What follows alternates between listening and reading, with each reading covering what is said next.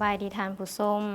ยินดีต้อนรับทุกท่านเข้าสู่การรายงานพยากรณ์อากาศที่ห้องข่าวกรมอุตุนิยมและอุทกศาสตร์สำหรับสภาพอากาศอยู่ในมื้อนี้อุณหภูมิอากาศแม้นจะเย็นลง1-2องศาอยู่ในแต่ละภาคต่อไปเรามาติดตามเมืองแผนที่อากาศนำกันเลยมวลอากาศเย็นที่ประเทศจีนจะมีกำลังแห้งเพิ่มขึ้นและจะสืบต่อแผ่ลงมาปกคลุมอยู่ทั่วทุกภาคของประเทศลาวโดยกำลังปานกลางหาแห้งสมทบกับลมตะวันออกเฉียงเหนือที่มีกำลังแห้งพัดปกคลุมซึ่งเจียดให้อุณหภูมิอากาศแม้นจะเย็นลง1-2องศาอยู่ในแต่ละภาคอากาศแม้นจะเย็นหาหนาวเย็นอยู่ทั่วไปอากาศจะหนาวเย็นหลายทางแขวงภาคเหนือแขวงไซสมบูรณ์และเขตภูเพียงบริเวณพร้อมจะมีหมอกหนาปกคลุมในตอนเช้าส่วนภาคกลางลงหาภาคใต้แม้นจะมีลมพัดแห้งต่อไปเรามาติดตามเบิ่งสภาพอากาศอยู่ในแต่ละภาคนำกันเลย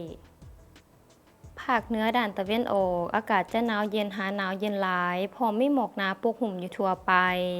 พร้อมมีลมพัดแห้งเป็นบางโอกาสอุณหภูมิอยู่ในระหว่าง8-25องศา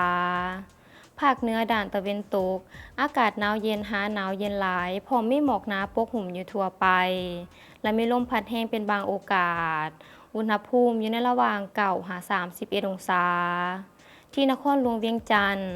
อากาศเย็นในตอนกลางคืนหาตอนเช้าพร้อมจะมีหมอกบางปกคลุมอยู่บางบริเวณและมีลมพัดแห้งเป็นบางโอกาสอุณหภูมิอยู่ในระหว่าง18-30องศาภาคกลางอากาศเย็นหาหนาวเย็นพร้อมมีหมอกบางปกคลุมอยู่ทั่วไปและมีลมพัดแห้งอยู่ทั่วไปอุณหภูมิอยู่ในระหว่าง15-32องศาสำหรับแขวงไซสมบูรณ์อากาศหนาวเย็นหาหนาวเย็นหลายพร้อมมีหมอกหนาปกคลุมอยู่ทั่วไปและมีลมพัดแห้งเป็นบางโอกาสอุณหภูมิอยู่ในระหว่าง12-29องศาภาคใต้อากาศเย็นหาหนาวเย็นในตอนกลางคืนหาตอนเช้าพร้อมมีหมอกบางปกคลุมอยู่บางบริเวณและมีลมพัดแห้งอยู่ทั่วไปอุณหภูมิอยู่ในระหว่าง16-32องศาสำหรับเขตภูเพียงบริเวณอากาศหนาวเย็นหาหนาวเย็นหลายพร้อมมีหมอกหนาปกคลุมอยู่บางบริเวณและมีลมพัดแห้งอยู่ทั่วไปอุณหภูมิอยู่ในระหว่าง6-24องศารายงานอุตุเกษตรประจำอาทิตย์การขาดคะเนฤดูกาลในระหว่างเดือนกุมภาพันธ์เมษายน2026สภาพอุณหภูมิ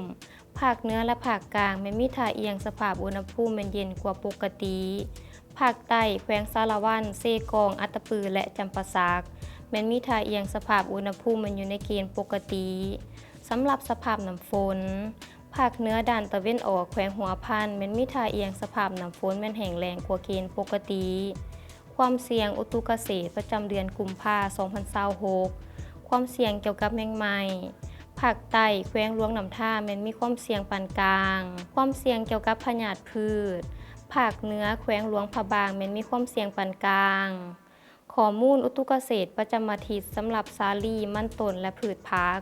ในระหว่างวันที่2หาวันที่8กุมภาพันธ์2026ในระยะ1อาทิตย์ข้างหน้าแม้นมีความเสี่ยงอากาศหนาวเย็นระดับปานกลางที่เมืองยมราชแขวงคำมวลให้ประชาชนติดตามพยากรณ์อากาศติดตามมันต้นกาแฟสาลีและพืชผัก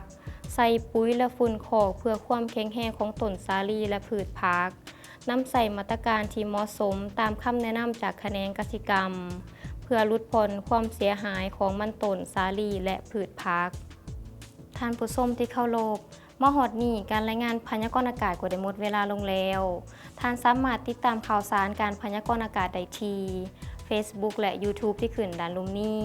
สำหรับมื้อนี้ขอกล่าวคำว่าสบายดี